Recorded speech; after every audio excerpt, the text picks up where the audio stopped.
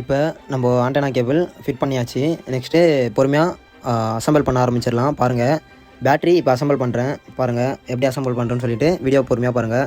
Battery assemble பண்ணியாச்சு, ஸ்ட்ரிப்லாம் போட்டாச்சு. இப்போ வந்து ஆன் பண்ணி நம்ம செக் பண்ணி பார்க்க போகிறோம். ஸ்க்ரூலாம் போட்டுட்டு பாருங்கள் நான் எப்படி அசெம்பிள் பண்ணுறேன்னு சொல்லிவிட்டு. அதே மாதிரி அந்த கட்டான ஃபிங்கர் பிரிண்ட் சென்சாரை பழைய மாதிரியே வச்சாச்சு. கஸ்டமர் கேட்டாங்கன்னா சொல்ல வேண்டியதான், பழைய கடையில் கட் பண்ணி வச்சுருக்காங்க சொல்ல வேண்டியதான். ஆன் பண்ணியாச்சு. ஆன் பண்ணி நம்ம செக் பண்ணிவிட்டு பேக் டோர்லாம் போட்டு க்ளோஸ் பண்ணிடலாம். பாருங்கள், ஆன் பண்ணதுக்கப்புறம் on off button, volume button எல்லாமே ஒர்க் ஆகுதா இல்லையான்னு சொல்லிவிட்டு ப்ராப்பராக ஒரு வாட்டிக்கு 2 வாட்டி நம்ம செக் பண்ண போகிறோம். செக் பண்ணிவிட்டு அதுக்கப்புறம் தான் நம்ம பேக் டோர் வந்து க்ளோஸ் பண்ணணும்.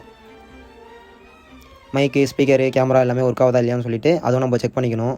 அதெல்லாம் செக் பண்ணிவிட்டு தான் நம்ம பேக் டோர் வந்து ஒட்ட போகிறோம்.